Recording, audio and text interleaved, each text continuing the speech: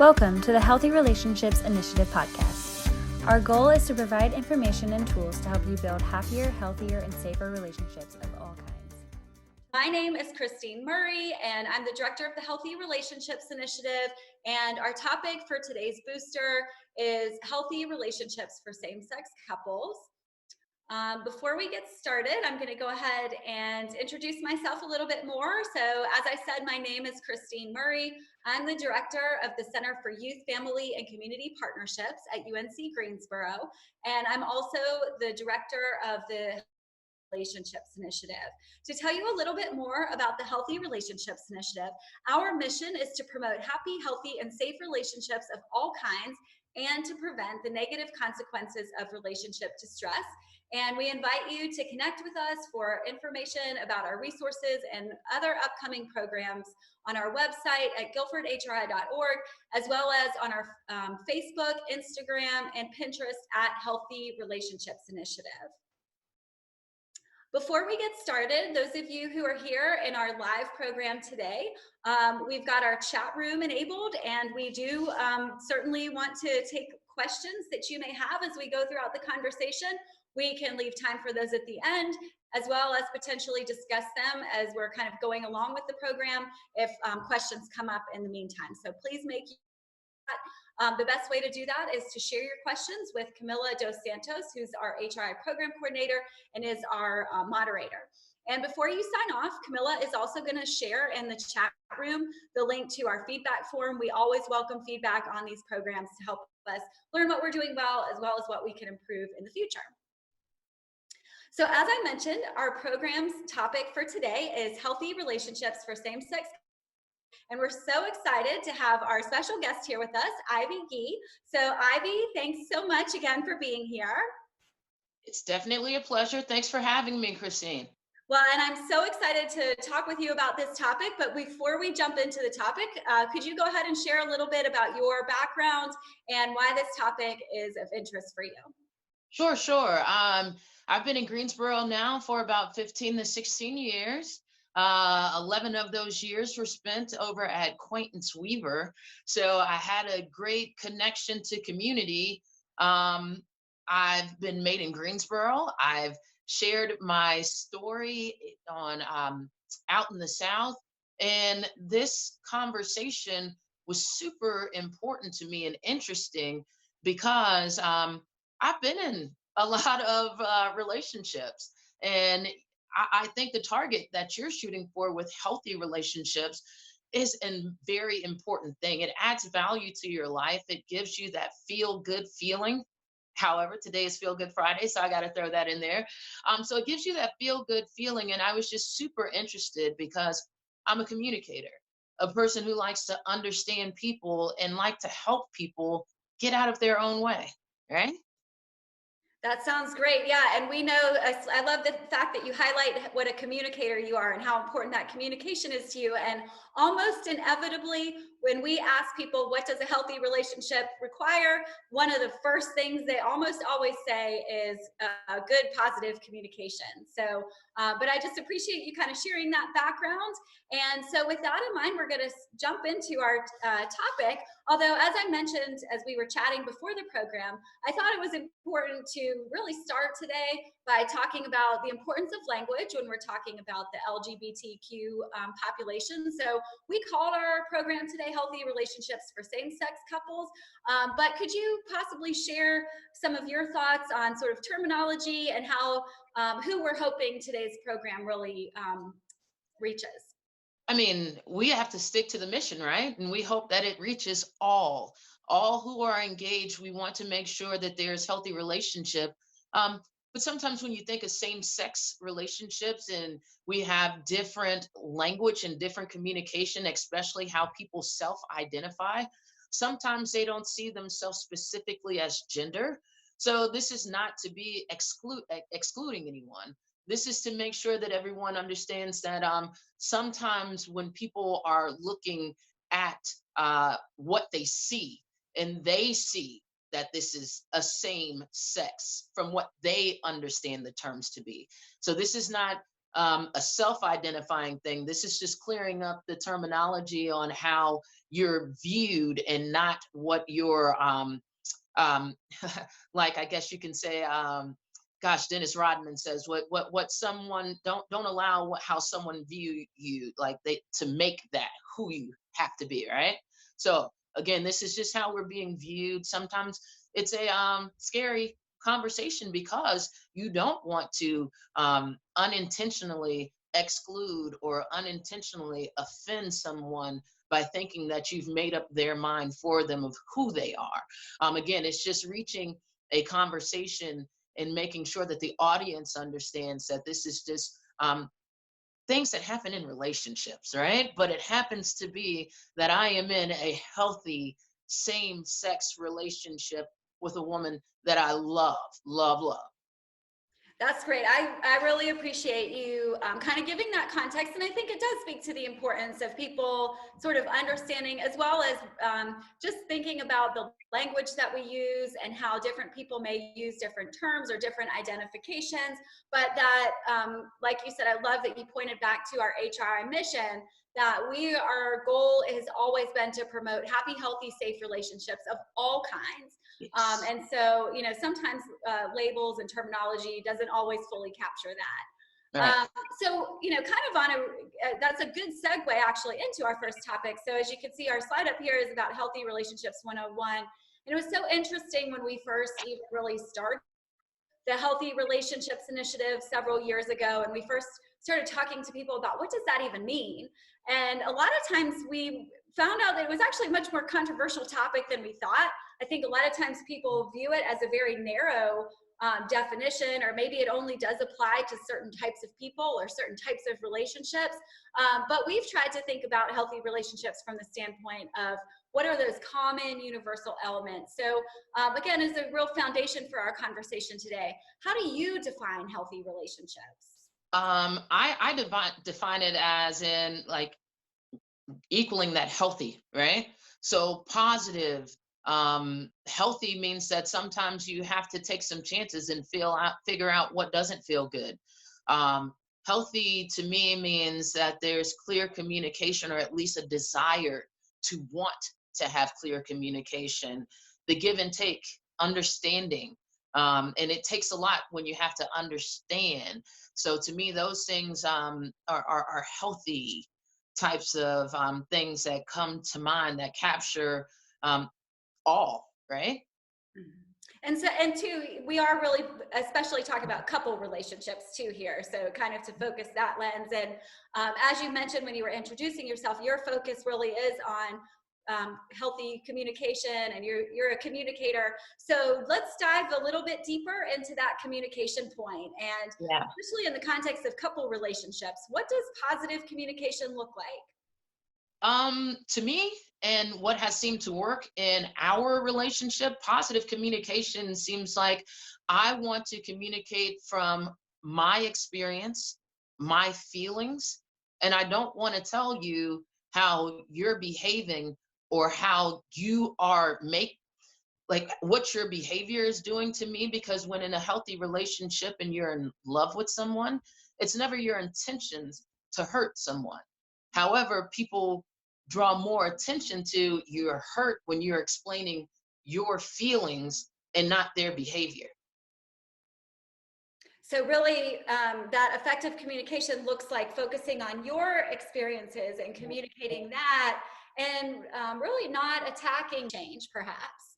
Of course, because in the reality of the situation, when you are talking about feelings and how a person is making you feel, what I have seen work is when people care about you, and in a relationship, you care about feelings, right? So I'm going to tell you how you're making me feel, and then that's going to give you the choice to change your behavior if the feeling is something that you're not intending for me. Mm-hmm. And that really, I think that the communication is kind of the way that people get there, but it has to be under that foundation of trust and respect, Yeah. because you can Oh, talk yeah. about your feelings all day, and if it's with somebody who doesn't care about that, then it's not going to go very far.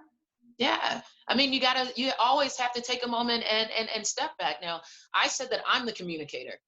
she's not as quick as of a communicator as I am. Sometimes because you think of healthy relationship and being able to get things out, you have to go by the experience, right? What have I experienced in my past? What have I seen the people that I care about, i.e. family? What have they done in the past? And maybe when we aren't seeing eye to eye and I immediately want to talk about something and she doesn't, that's because she doesn't like the conflict. And I try to ensure that, hey, we got to have a healthy conversation so we don't sweep it under the rug, but I can't push it until she's ready. Right? So it takes Right, and it takes really respecting patience. people's different communication styles too. So Mhm. some people are more direct and want to address things very quickly, and then other people maybe need a little bit more time. Yeah. Yeah. So taking a step back and making sure that there's some way that you can come to, because you have to have some type of grounds, right? And when I say grounds, that means some way that you're going to have this communication, especially for the give and take. Because if I'm a communicator and I'm eager, ready to communicate, but she's like, hey, I got to take my time on this because I got to make sure that I get my words together. I got to make sure that I think about this. I got to make sure that I'm not adding any extra feeling into it. We then have to set some time. And in my eyes, sometimes that time for her has no limit. She feels like if I just let it go, then maybe it'll die down. And to me, it's like, oh my God, you don't care about what I want to talk about. So how can I bring this up to you? Not attacking you with saying you don't care, but possibly saying, hey, the longer that this takes and I'm having my feelings in limbo, it's causing me to further feel this way. So I don't want to rush you, but I do want to know that there's a sense of urgency and there's an importance behind this communication. And I think one of the really great things that happens for couples over time is that they learn what works for them.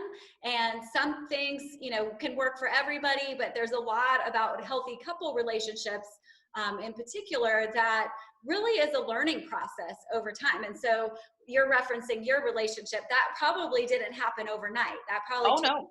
time. Oh no, no, no, no, no, no. It took some trial and error. It definitely did. I mean, because I was such a communicator and I wanted to talk about it like that, I would sometimes rush the conversation, and it wasn't. We didn't get the best results, and that's when you come to that terms of saying, I care enough to understand you. So when these moments happen, and it's not in the moment, sometimes I did have to sweep a lot of feelings under the rug because I wanted to get to understand, why would you throw this defense up to having a conversation, you know, and having that willingness and that desire and not just wanting to throw in the towel, comes over that time of, this person really means so much to me. I want to figure out the love language, the way to communicate, because the communication is so important, right? The understanding, you know what? I understand why you're doing this because you have explained this to me before. And now, because we've had this time, I know better than to just rush this conversation. I need to give you a couple moments, right? And so I'm curious too to sort of think about, we're going to move in a few minutes to talk about some of the unique challenges that same-sex couples can face. But, I think a good starting point would also to be thinking about maybe some of the strengths or the unique resources that same-sex couples might have. And, one thing that I've often thought that for same-sex couples, maybe to some extent, they're a little bit more freed from some of the gender norms of heterosexual relationships about sort of how men communicate in relationships and how women do. I'm wondering your thoughts on that. Is that something that you see as possibly a unique strength, or does it depend on the couple? I think it may depend on the couple. I have found myself in relationships in the past where, because I'm such a communicator, I'm too emotional, and it could be with a person who has never been in a same-sex relationship and them not knowing how to communicate at all, because I'm not used to dealing with someone who even wanted to communicate feelings. So I think that there's always that overlap in personality. And it's not the person, it's the personality, because it's going to be, is it in this person's personality to want to have this conversation and deal with this information? Do they like conflict? Do they feel like this person's tone is attacking, and they've never had the conversation to say, hey, when you say this and you say it like this is how it makes me feel. So I don't think that there's, uh, again, there's always what you see and what you have experienced and what society has said to be the norm and how we were built, right? So girls, it's okay for us to cry and show emotion, and how men know you don't talk about your feelings. But I truly think that a human being who has that balance within their personality of showing sensitivity, no matter if you identify male, female, or you're gender queer. I think that it just depends on the personality and not the person. That's great. And that's another reminder to not broad sweeping generalizations about people, but to really try to understand, because people can have very different influences and different backgrounds that intersect with their personality and their experiences, and it can really play out in a lot of different ways. Oh yeah. Do you have other thoughts, again, before, because we are going to talk about some challenges, but I always like to start with strengths. Do you have other thoughts on possible strengths, or, maybe positive, I don't know, opportunities that might be for same-sex couples? Yeah, I mean, like I said, you always have to be open and honest with each other, and value the worth that you have for yourself. So when it comes down to tone, conversations, and behavior, I have to always stress that I found it to work so well, that when you are able to address how someone's behavior or their tone is making you feel, based on saying, why are you yelling at me? Why are you attacking me? That when you have that kind of counteract of not attacking but expressing feelings, that it really seems to work. But tone is going to be everything, right? I can't, because now I want to have a healthy relationship, be like, why are you yelling at me? But I'm the one yelling. So, right, it's going to take a lot. And balance doesn't mean that it has to be 50-50, but you're going to have to figure out what really feels good and what's going to make you always remember, this is why I love you. So I want to understand you. And maybe some of the kind of personal reflection and the process that people go through as they're thinking about their sexual orientation or their sexual identity or their gender identity might be something that might contribute to some more openness or more self-awareness, potentially, if they've, and again, it's all very individual, but I could see how maybe some of that process might carry over into greater awareness to bring into a relationship. Oh yeah, always takes ownership as well. Ask questions about things that you could work on to do better. I think that always helps and invites some of the things that your partner likes in, to just, that give and take. I'm giving you what you like, and now I'm gonna need you to take some of what you don't like, right? Yeah, that's definitely true. So thinking then, kind of moving into some of the challenges, what do you see as, maybe, of course, every couple or every person is going to have different experiences, but are there common challenges you think that are often relevant couples in same-sex relationships? Oh yeah. Oh yeah. The most one of the most things that are sometimes challenging for same-sex couples, even still in this day and age, are that family and sense of family and what that means. If you are accepted, and if people are able to interact with you on that family level. So that has been a unique challenge personally, and gosh, just with some of the partners that I've had in the past. So family has been some of the unique challenges. And so specifically, you're sort of referencing maybe family not being open to the relationship, or being Oh really, yeah. or even not just not being open, but sometimes possibly even being openly hostile. I mean, yeah, listen, I was I was outed to my mother by my sister unintentionally. I have to make sure that that was clear, unintentionally. So the battle with trying to bring partners home back before, and I say back before, but I know I'm young, all right. But back before we had all this social media and Google was that main search engine where you could just go look up some things. Bringing a partner home was challenging. Um, my mom would say, "Gosh, no one really wants to see that," and I would say, "See what? People coming to eat dinner and be healthy, you know?" But it was a challenge. So there were some things that worked for me, and still some that I see my friends struggle with, because when you it's a personal feeling for myself, and again, this is not the end all tell all, but I think that it throws that healthiness off when there's not a healthy relationship with your family because of you being in a same-sex couple. Mm-hmm.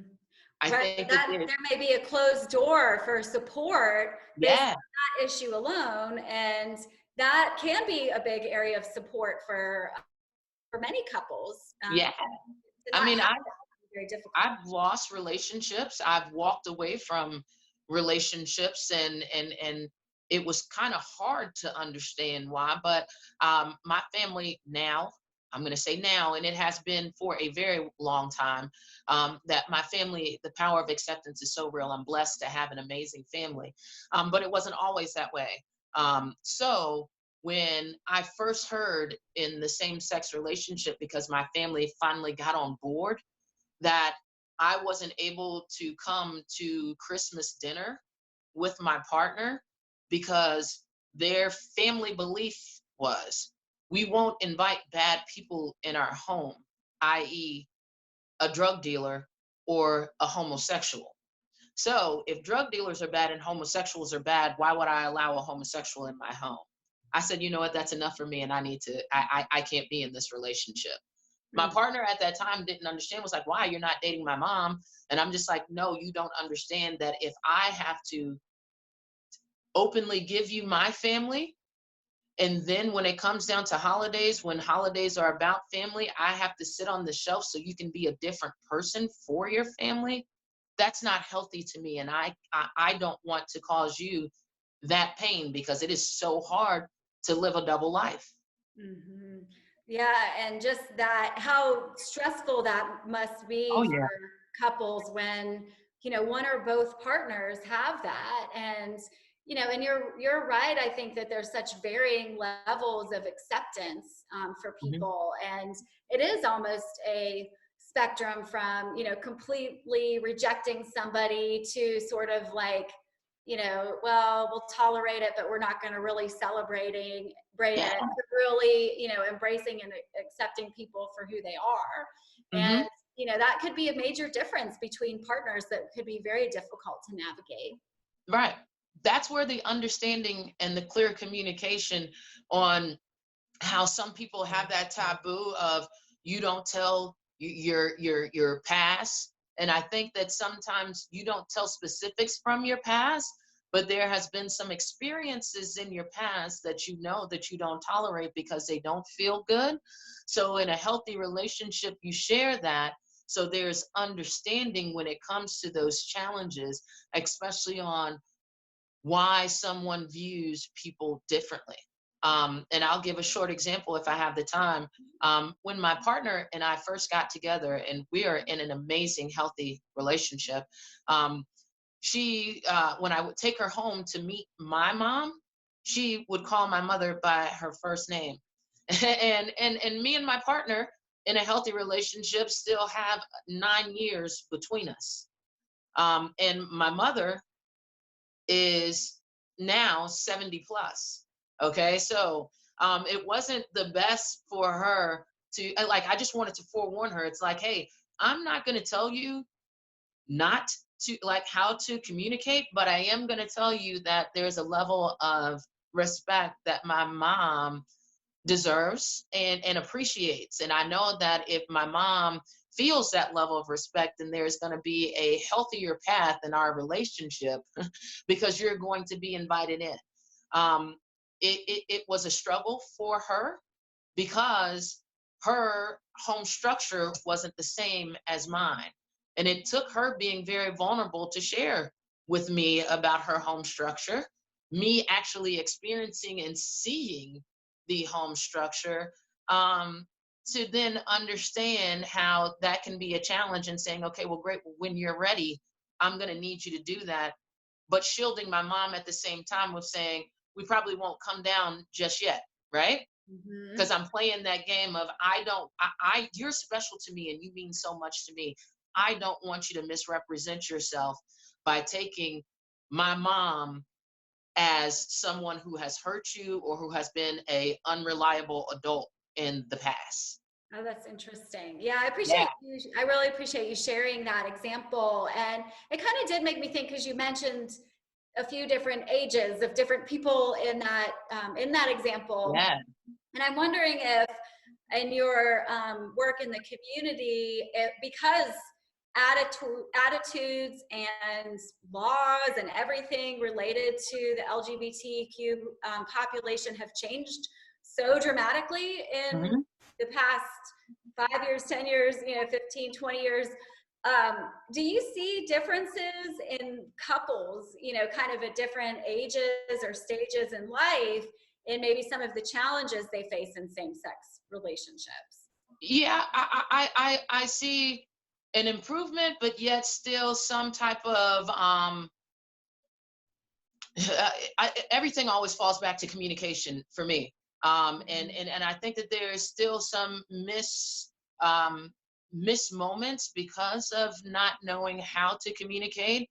And that's my luxury and my gift when it comes down to communicating to various generations, that what works for some might not work for all, right? And I know that my couple of first experiences when I would come home and try to um, get that understanding that I was seeking from my mom, the protection that she wanted for me, wasn't what she was giving me. That wasn't what she was communicating. Ivy, you're not going to be successful. Ivy, you're female. You're Black. Now you want to be gay. That's 3 strikes. Why would you want to do that? I wasn't hearing that as in, Ivy, there are going to be hurdles. There are going to be struggles. And baby, I don't want you to struggle. But that's what she was trying to say. Yeah. Mm-hmm. So when those moments that happen for those couples that have that stigma or that bias that's already built into them, it is so it's a struggle. It's somewhat, I can say for me it's borderline damaging, you know. But there are ways that you're able to communicate. And again, why this was so interesting to me was I wanted to help when it comes down to that communication of understanding when people just really need to be themselves, how one can be so authentic, so genuine, how they can just be bright from that level of understanding that a role model such as a mother or a father or a family can have, just because they now are in a relationship with something that you don't understand. Mm-hmm. And I think we always like in these boosters to try to really hone in on some practical takeaway points and some things that people can apply right away to their relationships. And everything we've just been talking about and the points that you've made have really made me think about the importance for couples of really sitting down and being intentional about asking your partner about what have been your experiences in your family, and how might that be impacting you in our relationship. What have been your experiences of coming out to friends and family, or discrimination that you might have faced, or your generation and how you perceived acceptance and attitudes toward the LGBTQ population, and talk about that, and then kind of big picture, but then really hone in on how does that play out between us and our relationship. Exactly, definitely, because once you understand someone, or I like to put it into this term, we see people for what they are. It's like, hey, you're a human being, I'm a human being, so I don't need this user manual on how to handle you, right? It's like, I don't need the instructions. I'm human, you're human. Let's just go for it. No, you gotta make sure that you set that boundary, and set it ahead of time. And sometimes it will be that it's not a good feeling. You have to get through that moment. You have to then come up with, how am I going to fully explain this in a way to my partner so they don't understand that I don't not love them. I just don't like this feeling right here.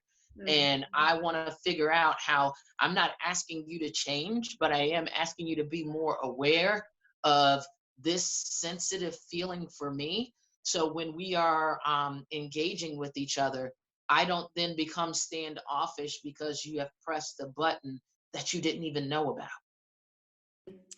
And I think too, you've touched on a lot of how not just those family and societal influences, but also really past relationship experiences, because that history, and you may be playing out some of those patterns that happened in past relationships, or carrying around hurts from those past relationships that you might inadvertently bring into the future relationship. Yeah, human beings don't like asking for help, I don't think. I think that means that they are then going to be looked upon as a weak individual. However, if in the past you have experienced something that has now caused you to throw up a shield, I think that a healthy relationship asks the other person to help me with this weakness so it can become something that we can build together, and we will strengthen each other. And those who are joining us live know this, but if you happen to be watching the recording of this program a year or so from now, we are right now in the middle of the coronavirus pandemic. And I'm wondering if you have any thoughts on how this unique sort of crisis, this global crisis that we're in, might be impacting same-sex couples in unique ways, or if there are any unique challenges that might be coming up at this time. I think that there are definite challenges, again, because it's no matter with people, but you know how you can say you're around your girlfriends all day, and then your girlfriends get annoying no matter if they are your literal girlfriends or if they're just your friends. So there's a lot of emotions that go through. You hear how that strain in the voice goes, because every moment isn't perfect. And especially when you're trapped in someone's space where sometimes you're used to getting a break from them, you then dig back deep, and you reflect on those moments where, okay, great, this is another bump in the user manual. If I care enough and I want to have a healthy relationship, now I'm seeking for clarity and I'm seeking for understanding, because I want to do better. I don't want this pandemic to to get the best of us. Like it's definitely strange. I have to say that, but good, because we're learning still how we have to watch the same shows that we don't really have in common, and how I can stay focused and engaged with this communication, because now I'm right here and I have to talk about it. It's, I think, again, it's an overlapping thing that's within every type of relationship, but definitely there's no stigma. I don't want you to think that there's anything that's different, if it's male, female, two genderqueer individuals, two females, two males. it's the same exact thing. You know, I've had the I luxury. suppose one piece that could play out is some of the isolation. Like anytime you have an isolation, especially if there's not as much family support, like some of the things Mhm. that we've already been talking about. And so, one of that would lead me to thinking about whether we're in the middle of coronavirus pandemic or just any other time, especially if a couple doesn't have a lot of family support, but really even if they do, how can couples, especially same-sex couples, but really anybody, from your perspective, build sort of a network of support around them to help strengthen their relationship? I mean, we're doing it right now. This Zoom, this technology. I think that that's one of the things that are helping all relationships, no matter if it's working relationship, if it's loving relationships, and family relationships. It takes me immediately back to April the 15th was my nephew's birthday, and how weird yet great it was to schedule a virtual Zoom birthday party so we could all be there to sing happy birthday. Now, the wonderful thing, and like I said, I'm completely blessed, is my parents are divorced. But because of the connectivity that they want to have with us, like my engagement party, my mom and her friend was there, my dad and his wife was there. We all have that level of support. We'll do Thanksgiving dinners that way. Just this technology, this tool of Zooming and calling and getting to be able to connect. I think that if we didn't have this, I would be worried. But since we do have this, continue to use this tool, connect with your people. So definitely kind of using any resources available to build those healthy connections in whatever form they look like and that are relevant to Yeah. your relationship. But I I have see. Oh, go ahead. but I have to say, because it's something that I promote, that it's Feel Good Friday, right? Yeah. So within that, you choose who you're connecting with, and if it's someone who is gonna bring negative energy to you, then please know that you can choose to push that call to voicemail. You can choose not to engage with that, because you have to do what makes you feel good in your soul, friends. I think that's such a good point for anybody, whether we're talking about individually or for relationships, that I think this crisis is really making people realize that, it's a life is stressful and difficult enough already. And we need to really surround ourselves with positive connections with people that help bring us joy and bring happiness and meaning in our lives and really support us too. Oh yeah. So I see Camilla has moved us on to the next slide, which is the dealing with stigma. And we're here in the South, and Mhm. so especially in the South, there can be, but really anywhere, there can be Yeah. discrimination, disrespect, sometimes even violence that people face. So what are your thoughts for couples in terms of, how to deal with these stigmatizing attitudes, or if you hear stories in the media, different things like that. So what are some of your what's your perspective on that? So that's a great thing. It is definitely one of the fun things that I love doing. Again, like I said, with this community and the work that I do in the community, I help educate. Okay, and sometimes it is easier said than done. There are several organizations that are working on being more inclusive, especially when it comes down to paperwork, the conversations that are being had in the workplace. There are improvements that are there's strides, but there's still a race that needs to be run, if that makes sense. Um, I get the luxury of engaging with Wake Forest Baptist Medical Center, believe it or not, consulting with their diversity and inclusion office, and I get to dream of ways to make their paperwork and the doctors and providers engaging better when it comes to sexual orientation and gender identity, because of the stigma that comes down with same-sex relationships because of the discrimination, because of the things that have been heard. Like, I'm not going to when I go to the hospital and I'm a single female and I'm pregnant, the first thing that's always asked is, oh, I bet you and your husband are happy, and never slowing down to say you and your partner, right? Mhm. Because I'm a young lady who happens to love being in suits, a bow tie. I think my mate in Greensboro post as a community builder said, being a chick in a suit ain't easy. Um, and it's true, because I always get a welcome, sir, young man, or something of that nature. But it does happen when it comes to different generations. So I have that level of understanding that comes back with, it's hard to unlearn something. And once you're past a certain age and you've been taught and trained and drilled in that girls wear dresses and guys wear suits, I'm going to lightly say, oh, really?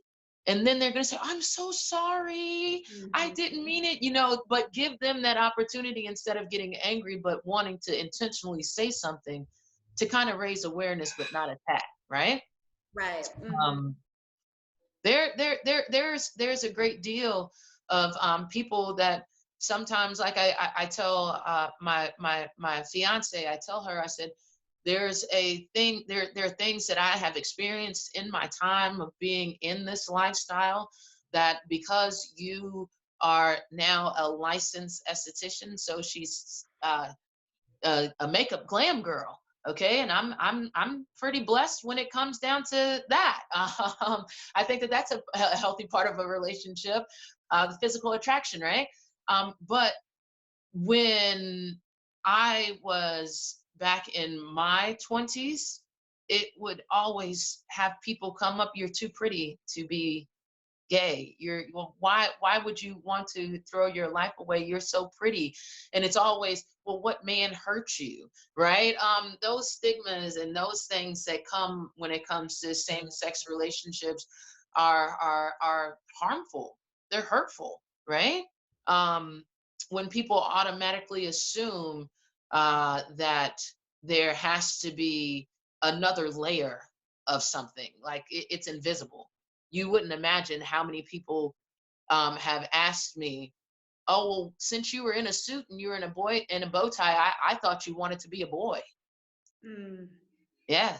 And I think too, it's like sometimes you probably have to choose, when am I going to fight or address this, and when do I just need to like move on? Or if we're talking about a couple, like sometimes it's like you're like, this is my moment to help correct this person's harmful stereotypical attitude, and then sometimes you're just like, probably I've had a busy day and I just don't want to deal with that. And I think that's something that probably couples and people feel very differently about. Sometimes people want to make that political statement, and then other times not. And so any thoughts on that? Oh yeah. I have to clearly communicate and sometimes calm my partner down when I get that misgender, when I get misgendered. And I because like you said, there's sometimes when you have to know when it's right to fight and know when it's right to educate, know when it's not even worth it, Mm. right? Knowing that what type of impact does this person have on my life? What impact or influence does this person hold in my community? And is it really worth me ensuring that they have what they need?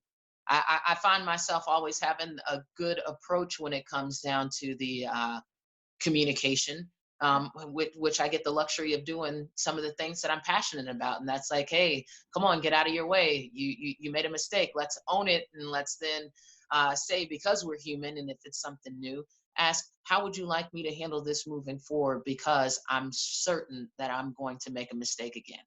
Yeah. And I think too, though, one area that I think maybe does deserve and conversation is how you mentioned, like going into the doctor's office and, you know, so when a couple is seeking professional support, whether it's Mhm. medical help or counseling or, you know, somebody's experiencing or at risk of an abusive relationship, you know, what are some either resources in the community or ways to decide or determine if a professional that you're reaching out to, you know, is somebody who either you need to maybe educate or maybe you just need to avoid?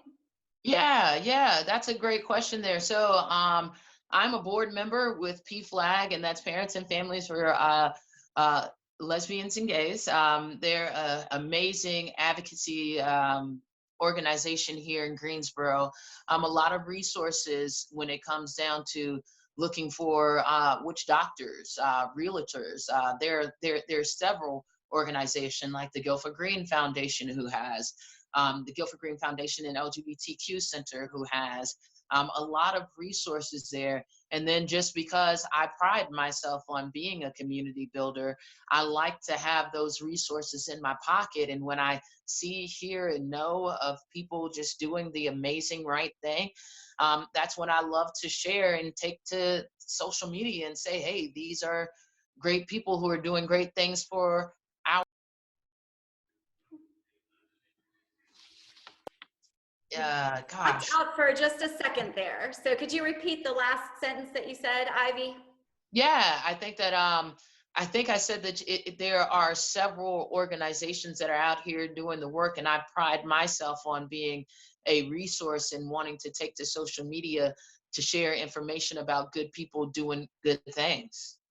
I think that's really great. And just kind of at the most basic level for people to know that there are professionals and organizations in the community that are affirming and that are Oh, yeah. accepting and welcoming. And that can be a good starting point. I would definitely think the Guilford Green Foundation is a great resource. I taught the sexuality counseling course in the counseling department at UNCG for a long time, and we always had speakers from PFLAG come in. Yeah.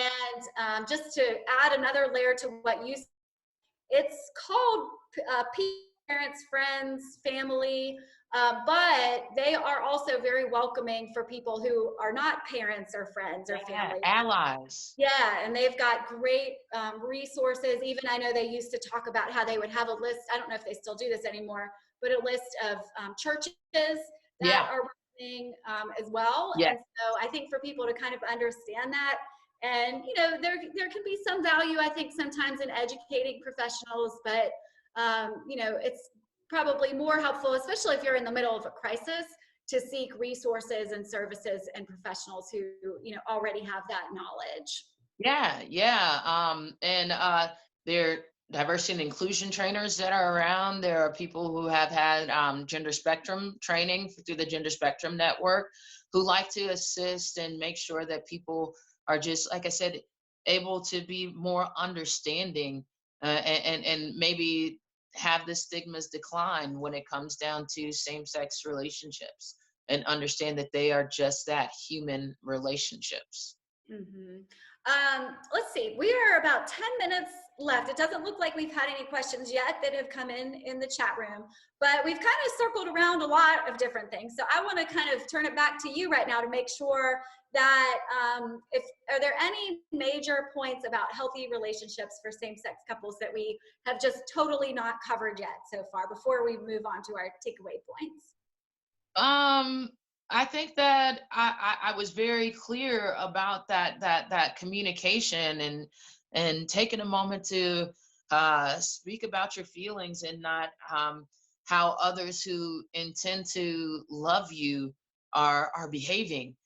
Those are major things for me. Having that understanding and maybe going through that people handbook on how I want to be handled and using experiences, right? Mm-hmm. And I think too, it is just so important, even just, you know, kind of a basic, maybe we've just been operating from this assumption all along, but that, you know, that people do deserve to have healthy relationships, regardless of what type of relationship they're in. And, I might imagine that somebody in a same-sex relationship, especially if they've maybe been, rejected by their family or faced a lot of discrimination, sometimes they might feel like, well, this is maybe the best relationship that I can get, or I don't deserve a healthy relationship. And they might, I used to work with a colleague, and we did some research about intimate partner violence in same-sex relationships. And that was something that sometimes kept people in those really unhealthy, and in that case, unsafe relationships, just really feeling like, well, I'm kind of trapped in this relationship, or, nobody else would want to be with me. And so, I think just even the big picture point about making sure people understand that regardless of your, sexual orientation, gender identity, that everybody's deserving of happy, healthy, and safe relationships. That is spot on, my friend. Everyone deserves to be loved, and I think that there are going to be experiences that we all go through. Again, like I said, I'm happy to be in an amazing, healthy relationship, but that always hadn't been the case. And you just got to remember that I'm worth it. Know your worth, know that you're worth it, and have that level of this is what I need to feel good, and demand it, because like I said, you're worth it. Mm-hmm. That's such a good feel-good Friday sentiment. Yeah. Kind of bring it all together. So what are the big kind of takeaway points that you hope that people will take away from our program today? To definitely evaluate what it is that you need for self, because when you're healthy as yourself, you can give your best self to someone. Um, if you're in a relationship, you love someone, have that desire to understand and want to always get back to feeling good. Because I know that every moment ain't gonna be great. Y'all aren't gonna feel good all the time. But when you love someone, you love them enough to understand and not force a feel good feeling, but come up with that feel good feeling that just fits you right. And that has to be your choice and your expectations. That's such a good point. And as we discussed a little bit earlier, sometimes it takes some time to get there. And that's actually normal for any couple Mhm. from any background, that, there's always kind of the honeymoon phase where everything's great, your partner is great, you feel great, Yeah. everything's perfect, looking through it sort of through the rose-colored glasses. And, of course, sometimes relationships do take a very unhealthy turn and can't come back from that. But, it's normal for couples to experience challenges. But I think, one of the things that I've most appreciated about your comments today is just really emphasizing that the healthy relationship with the right person is really worth it, and working through that. And, you're not going to feel good 100% of the time, really, in Hmm. any relationship or in life, Right. but that you can really work through things to get to that point. And the more that as a couple you work through the challenges, the more you can have that feel good feeling consistently. Right. It's sort of kind of like that thing, like the hand in glove type of scenario, right? It's like, if this is the relationship and this sometimes is how it goes, yeah, it's going to take a little, you can work with each other to get in there. But the bad feeling of you having to align yourself and work and give, if you have to do that much work, then maybe it's not a good fit, and it's okay. You just choose to say, this ain't for me, and that doesn't make you a bad person. Yeah, and I think too, just kind of also adding another practical takeaway point is use your resources, rely on your Mhm. support, reach out to, are we going to be able to, use your example too, are we going to be able to get here? Or is it like, we really shouldn't be doing that? And sometimes it's hard to figure that out on your own. Mhm. So lean into your support. And also, especially for people who are in same-sex relationships, make sure that you're reaching out for people who are supportive and affirming of those relationships. And whether that's including professionals too, and finding a counselor or a support network that is competent to help you. Definitely. Any thoughts before we wrap up today? Ivy, do you have any final For thoughts? me, like I said, I encourage, like, when you think about healthy, that means that you have to, the self-awareness means that there are going to be some good and some bad. So it doesn't mean that healthy is just all is glamorous. But the healthy alignment means that when it gets to a point, we want to bring it back to feel good. Yeah, that's great. Well, thank you so much for everything that you shared today, Ivy. I really enjoyed this conversation. It's been a pleasure. Yeah, and just to wrap us up here, I do want to thank everybody who's joined us for the live program, and we really hope that what we talked about today will help you to apply to your life and build happier, healthier, and safer relationships.